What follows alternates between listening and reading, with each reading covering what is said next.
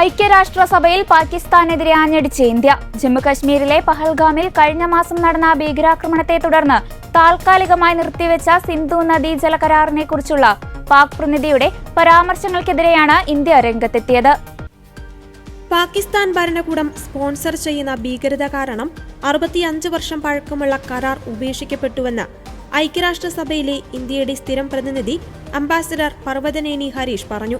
ജലം ജീവനാണ്, യുദ്ധായുധമല്ല എന്ന് പറഞ്ഞ പാകിസ്ഥാൻ പ്രതിനിധി ഐക്യരാഷ്ട്രസഭയിൽ കരാർ വിഷയം ഉന്നയിച്ചതിന് ശേഷമാണ് ഇന്ത്യയുടെ പ്രതികരണം. 1960 ഒപ്പുവെച്ച കരാർ ഏപ്രിൽ 23 ഇന്ത്യ താൽക്കാലികമായി നിർത്തിവെച്ചു. പഹൽഗാം ആക്രമണത്തിൽ 26 പേർ കൊല്ലപ്പെട്ടതിന് ശേഷമായിരുന്നു ഇന്ത്യയുടെ നടപടി. ഭീകരാക്രമണവുമായി അതിർത്തി കടന്നുള്ള ബന്ധം കണ്ടെത്തിയതിനെ തുടർന്നാണ് ഇന്ത്യ നടപടി സ്വീകരിച്ചത്. നദീതീര രാഷ്ട്രമെന്ന നിലയിൽ ഇന്ത്യ എപ്പോഴും ഉത്തരവാദിത്തത്തോടെയാണ് പ്രവർത്തിച്ചിട്ടുള്ളതെന്നും പർവതനേനി ഹരീഷ് പറഞ്ഞു. ഇന്ത്യ 65 വർഷങ്ങൾക്ക് മുമ്പ് സിന്ധു നദീജല കരാറിൽ ഏർപ്പെട്ടത് നല്ല വിശ്വാസത്തോടു കൂടിയാണ്.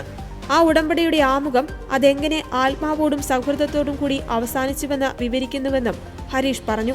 6.5 പതിറ്റാണ്ടിനിടയിൽ 3 യുദ്ധങ്ങളും ആയിരക്കണക്കിന് ഭീകരാക്രമണങ്ങളുമായി പാകിസ്ഥാൻ ആ കരാറിന്റെ ആത്മാവ് ലംഘിച്ചുവെന്നും പർവതനേനി കൂട്ടിച്ചേർത്തു. കഴിഞ്ഞ 4 പതിറ്റാണ്ടിനിടെ 20,000-ലധികം ഇന്ത്യക്കാർ ഭീകരാക്രമണത്തിൽ കൊല്ലപ്പെട്ടിട്ടുണ്ടെന്നും അദ്ദേഹം പറഞ്ഞു. ഇന്ത്യയിൽ പാകിസ്ഥാൻ ഭരണകൂടം സ്പോൺസർ ചെയ്യുന്ന അതിർത്തി കടന്നുള്ള ഭീകരത സാധാരണക്കാരുടെ ജീവൻ, മതസൗഹാർദ്ദം, സാമ്പത്തിക അഭിവൃദ്ധി എന്നിവയെ തകർക്കുവാൻ ശ്രമിക്കുന്നു.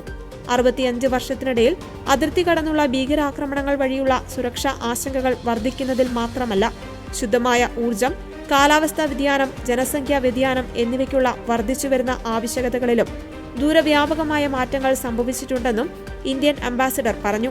സുരക്ഷയും കാര്യക്ഷമതയും ഉറപ്പാക്കുന്നതിനായി അണക്കെട്ട് അടിസ്ഥാന സൗകര്യങ്ങൾക്കായുള്ള സാങ്കേതികവിദ്യയിൽ മാറ്റം വന്നിട്ടുണ്ട്. പഴയ അണക്കെട്ടുകളിൽ ചിലത് ഗുരുതരമായ സുരക്ഷാ ആശങ്കകൾ നേരിടുന്നുണ്ട്. എന്നിരുന്നാലും ഈ അടിസ്ഥാന സൗകര്യങ്ങളിലെ മാറ്റങ്ങളും ഉടമ്പടി പ്രകാരം അനുവദനീയമായ വ്യവസ്ഥകളിലെ മാറ്റങ്ങളും പാകിസ്ഥാൻ നിരന്തരം ലംഘിക്കുന്നു. 2012 ജമ്മു കാശ്മീരിലെ തുൽബുൾ നാവിഗേഷൻ പദ്ധതി പോലും തീവ്രവാദികൾ ആക്രമിച്ചതായി ഹരീഷ് പറഞ്ഞു.